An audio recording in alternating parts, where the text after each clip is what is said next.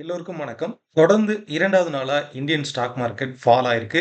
இன்னைக்கும் 200 புள்ளிகள் சரிஞ்சு நிஃப்டி க்ளோஸ் ஆயிருக்கு.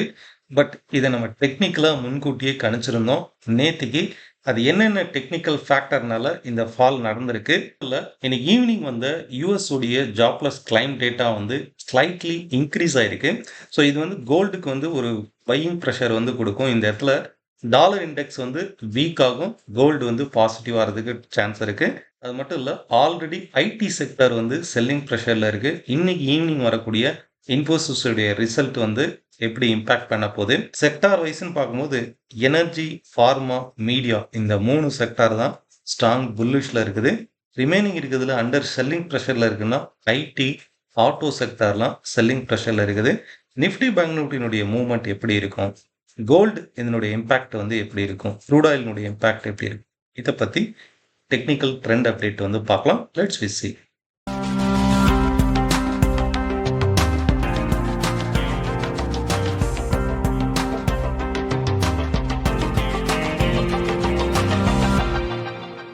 இது நேத்திக்கு நம்ம போஸ்ட் பண்ண வீடியோ. எப்படி இந்த பாட்டம்ல இது வரைக்கும் ஷார்ப்பா ஃபால் ஆகி இந்த பாட்டம்ல ஒரு கன்சால்டேஷன் ஆகி மார்க்கெட் ரிவர்சல் ஆச்சு. அதே மாதிரியான ஒரு ஜோன் இந்த இடத்துல நடக்கும்.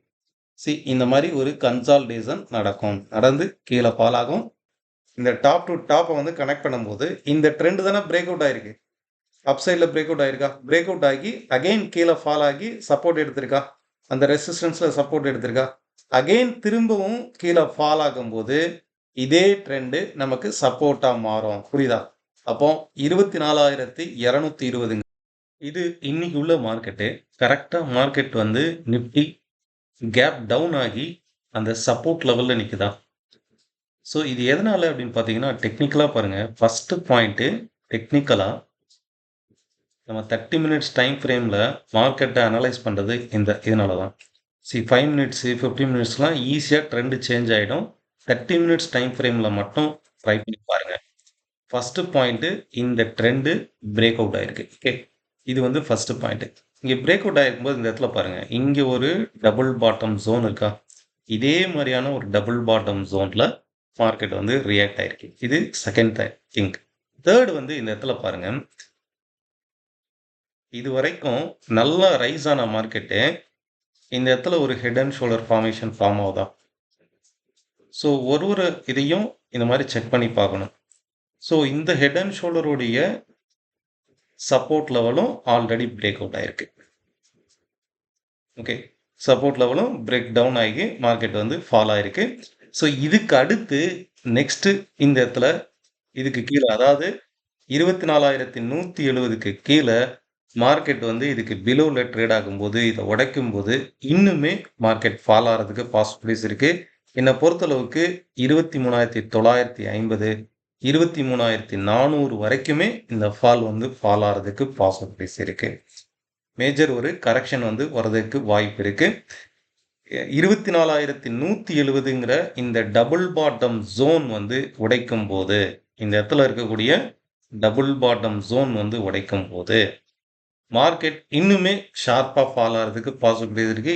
இதுல முக்கியமா ஃபால்க்கு ஐடி செக்டார் ஒரு ரீசனா இருக்கும். செக் அவுட் பண்ணி பாருங்க. ஃபைன்.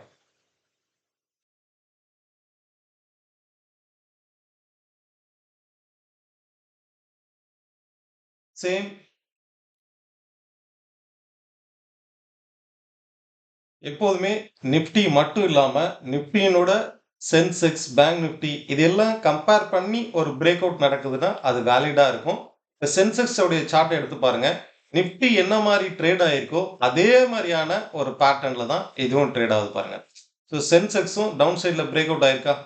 இந்த இடத்துல பாருங்க, head and shoulder formation down சைட்ல பிரேக் அவுட் ஆயிருக்கா? இது வரைக்கும் ப்ரீவியஸா இருக்கக்கூடிய அந்த நெக்லைன் பிரேக் அவுட் ஆயிருக்கு. இங்க இருந்து ரைஸ் ஆன இந்த ட்ரெண்டும் ஆல்ரெடி பிரேக் அவுட் ஆயிருக்கு. நிப்டி என்ன ட்ரேட் ஆச்சோ அதே மாதிரியான ஒரு பேட்டர்ன்ல தான் டவுன் சைட்ல பிரேக் அவுட் ஆகி மார்க்கெட் ட்ரேட் ஆகுது. ப்ரீவியஸா இருக்கக்கூடிய இந்த சப்போர்ட், அதாவது டபுள் பாட்டம் சப்போர்ட்னு எடுத்துக்கலாம், ப்ரீவியஸா இருக்கக்கூடிய இந்த வேவ் லெவல் சப்போர்ட்னு எடுத்துக்கலாம். 77,500ங்கிறது சப்போர்ட் ஆகும், 78,600ங்கிறது ரெசிஸ்டன்ஸ் ஆகும். சென்செக்ஸ் வந்து இதுக்கு அடுத்து இருக்கும். இந்த இடத்துல பாருங்க, நிஃப்டி பிரேக் அவுட் ஆகி ஃபார்ம் ஆயிருக்குது. அதே மாரியான ஒரு ஃபார்மேஷன் இந்த இடத்துல பாருங்க. பேங்க் நிஃப்டி பிரேக் அவுட் ஆயிருக்கா? ஸோ பேங்க் நிஃப்டியும் ப்ரீவியஸா இருக்கக்கூடிய இந்த ட்ரெண்ட் இதே மாரியான ஒரு ஃபார்மேஷன்ல ஃபார்ம் ஆயிருக்கா? இந்த இடத்துல இருக்கக்கூடிய ரெசிஸ்டன்ஸ் இந்த இடத்துல கிட்டத்தட்ட ஒரு 3 டைம்ஸ் இந்த ரெசிஸ்டன்ஸ் இத உடைக்கும்போது சப்போர்ட் ஆகுது. இந்த இடத்துல பாருங்க. ஃபர்ஸ்ட் டைம் இது ரெசிஸ்டன்ஸ் எடுத்து ஃபால் ஆயிருக்கு. செகண்ட் டைம் ரெசிஸ்டன்ஸ் எடுத்து ஃபால் ஆயிருக்கு. தேர்ட் டைம் வந்து இதே ரெசிஸ்டன்ஸ் பிரேக் ஆயிருக்கு. இப்போ பிரேக் ஆனதுக்கு அப்புறம் பாருங்க, இதே ரெசிஸ்டன்ஸ் சப்போர்ட்டா மாறுதா ஒவ்வொரு டைமும்? மாறுதா? ஓகே. இப்போ இந்த ட்ரெண்ட்ல தான் டிராவல் நடந்துகிட்டு இருக்கு. ஓகே. இப்போ இந்த ட்ரெண்ட் பிரேக் அவுட் ஆகும்போது அடுத்து எங்க வந்து நிக்கும்? நம்ம நிஃப்டில பார்த்த மாரி ப்ரீவியஸா இருக்கக்கூடிய இந்த ட்ரெண்ட். ஓகே. அப்போ 55,680ங்கிறது நமக்கு குரூஷியல் சப்போர்ட்டா இருக்கும். நாளைக்கு இன்னைக்குடைய லோவ கட் பண்ணும்போது 55,680 வரைக்குமே பேங்க் நிஃப்டி ஃபால் ஆகலாம். நம்ம கண்டக்ட் பண்ணக்கூடிய online class and direct live class next batch வந்து மே 6th இருக்கும். இன்ட்ரெஸ்டட் பீப்பிள் டிஸ்கிரிப்ஷன்ல லிங்க் இருக்கும். அதை கிளிக் பண்ணி என்ரோல் பண்ணிக்கோங்க. செக்டார் வைஸ்ல ஐடி செக்டார் பாருங்க. இதனுடைய ஹெட் அண்ட் ஷோல்டர் ஃபார்மேஷன் ஆகி கரெக்ட்டா அந்த ரெசிஸ்டன்ஸ்ல டச் பண்ணிட்டு மார்க்கெட் ரிவர்ஸ்ல தான். ஸோ ஐடி செக்டாரை பொறுத்தளவுக்கு மோர் செல்லிங் ப்ரெஷர்ல தான் இருக்குது. இதுல ஸ்ட்ராங்கான அப் ட்ரெண்ட் அப்படின்னா இப்போ இருக்கக்கூடிய இதுல வந்து ஃபார்மா, எனர்ஜி ஸ்ட்ராங்கா இருக்குது. ஓகே. இந்த செக்டார்ல வந்து ரைட் நோ வந்து ஃபோக்கஸ் பண்ணி பாருங்க. நெக்ஸ்ட் க்ரூட் ஆயில் வந்து பார்ப்போம். க்ரூட பொறுத்தளவுக்கு நேத்திக்கு நம்ம பார்த்திருந்தோம். மார்க்கெட் வந்து இந்த ஒரு சைட்வேஸ் மொமெண்டம்ல தான் ட்ரேட் ஆகிட்டு இருந்தது. இது வந்து பிரேக் அவுட் ஆயிருக்கு. மார்க்கெட் வந்து இதுவரைக்கும் ஃபால் ஆனம்போது ஒரு ட்ரெண்ட பேஸ் பண்ணி தான். எப்படி வந்து எவ்வளவோ வெஹிக்கிள்ஸ் போது. ஆனா ஒரு ரோட்ல தானே போகுது.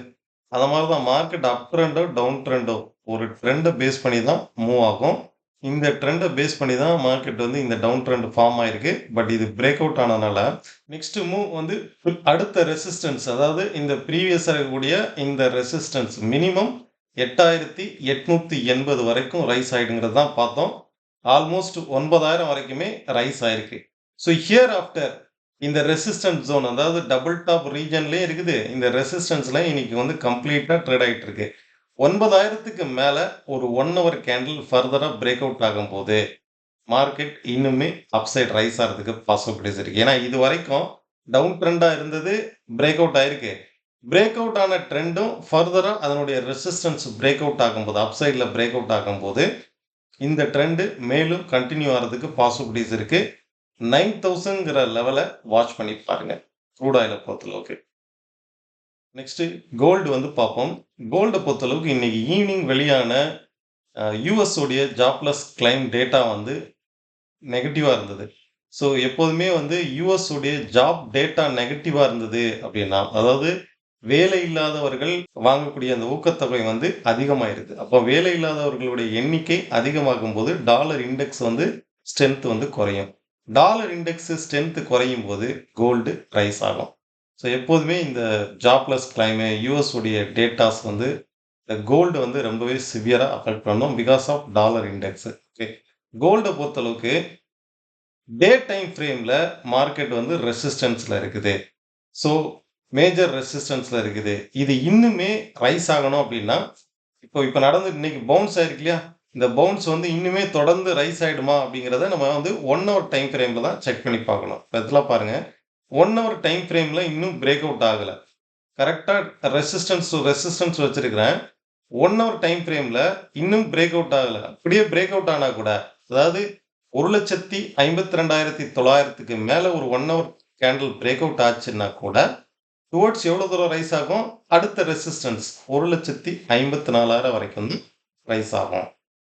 கிட்டத்தட்ட ஒரு 1000, 1100 புள்ளிகள் வரைக்கும் ரைஸ் ஆகலாம் மேக்ஸிமம். ஸோ இது வந்து ஒரு டெம்பரவரியான ரைஸ் தான். 1,55,000 வரைக்குமே இந்த ட்ரெண்டு பொசிஷனலா டவுன் ட்ரெண்டா தான் இருக்குது. ஓகே. மார்க்கெட்டுடைய ட்ரெண்டு, சப்போர்ட், ரெசிஸ்டன்ஸ் ஒரு புரிதலா இருக்கும்னு நினைக்கிறேன். இதே போல நீங்களும் பிராக்டிஸ் பண்ணி பாருங்க. அந்தந்த டைம் ஃப்ரேம்ல செக் பண்ணி பாருங்க. நம்மளுடைய டெலிகிராம் சேனல் வந்து லைவ் மார்க்கெட்டுடைய சப்போர்ட், ரெசிஸ்டன்ஸ் போஸ்ட் பண்ணுவோம். அதையும் செக் அவுட் பண்ணி பாருங்க. டிஸ்கிரிப்ஷன்ல வந்து லிங்க் இருக்கும். உங்களுடைய கருத்துக்கள், உங்களுடைய சந்தேகங்கள் கீழ உள்ள கமெண்ட் பாக்ஸ்ல வந்து பதிவு பண்ணுங்க. இதே போல இன்னொரு வீடியோல சந்திக்கலாம். நன்றி, வணக்கம்.